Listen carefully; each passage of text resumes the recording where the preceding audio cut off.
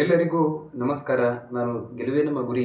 ವೀಕ್ಷಕರೇ, ಇಲ್ಲಿ ಸುಮಾರು 14 ಲಕ್ಷದಷ್ಟು ಅಕ್ರಮವಾದಂಥ ಬಿಪಿಎಲ್ ಕಾರ್ಡ್‌ಗಳನ್ನು ರದ್ದು ಮಾಡಿದ್ದಾರೆ.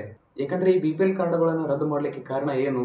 ಇಲ್ಲಿ ಸರ್ಕಾರ ಇದರ ಒಂದು ನಿರ್ಧಾರವನ್ನ ಯಾಕೆ ಮಾಡಿದೆ ಅಂದ್ರೆ, ಬಿಪಿಎಲ್ ಕಾರ್ಡ್‌ಗೆ ಅರ್ಹರಲ್ಲದವರನ್ನು ಕೂಡ ಅವರು ಸಹ ಬಿಪಿಎಲ್ ಕಾರ್ಡ್‌ಗಳನ್ನ ಮಾಡ್ಕೊಂಡಿದ್ದಾರೆ. ಅವುಗಳನ್ನ ಈಗ ಏನ್ ಮಾಡ್ಬೇಕಂದ್ರೆ ಎಪಿಎಲ್‌ಗೆ ಪರಿವರ್ತನೆಯನ್ನ ಮಾಡಬೇಕು.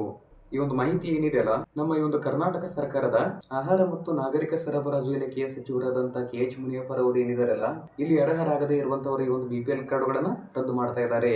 ಆನಂತರ ಇಲ್ಲಿ ಇದರ ಒಂದು ಪರಿಶೀಲನೆಗೆ ಏನ್ ಕಾರಣ?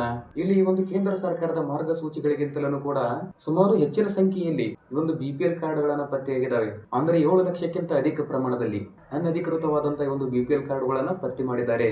ಆನಂತರ ಉಳಿದಂತ ಫಲಾನುಭವಿಗಳು ಏನಿದಾರಲ್ಲ, ಅಂತವರಿಗೆ ಇದರ ಒಂದು ಭಯದ ಅವಶ್ಯಕತೆ ಇಲ್ಲ.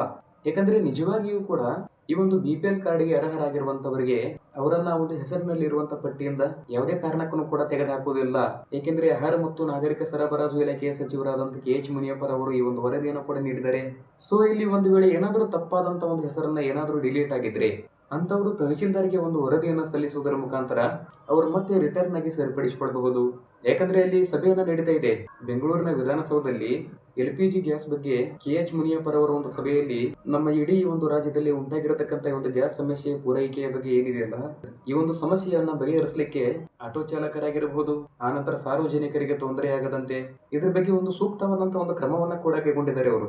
ಇಲ್ಲಿ ಕೆಲವೊಬ್ಬರು ಕೇಳಬಹುದು, ಸರ್ಕಾರದ ಮುಂದಿನ ಕ್ರಮ ಏನು ಅಂತ ಕೇಳಬಹುದು ನೀವು.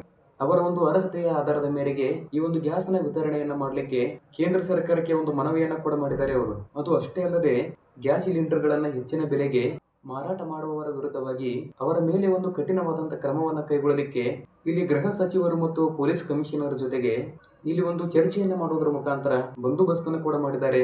ನನ್ನ ಈ ಒಂದು ಮಾಹಿತಿಯನ್ನ ಇಷ್ಟವಾಗಿದ್ರೆ ಒಂದು ಲೈಕ್ ಕೊಡಿ. ಏನೇ ಡೌಟ್ ಇತ್ತಂದ್ರೂ ಕೂಡ ಕಾಮೆಂಟ್ ಹಾಕಬಹುದು. ನೀವು ತಪ್ಪದೆ ಸಬ್ಸ್ಕ್ರೈಬ್ ಅನ್ನ ಮಾಡಿಕೊಳ್ಳಿ. ನಾನು ನಿಮ್ಮ ಗೆಲುವೇ ನಮ್ಮ ಗುರಿ. ಮುಂದಿನ ಒಂದು ಮಾಹಿತಿಯಲ್ಲಿ ಮತ್ತೆ ಸಿಗ್ತೀನಿ. ಎಲ್ಲರಿಗೂ ಧನ್ಯವಾದ.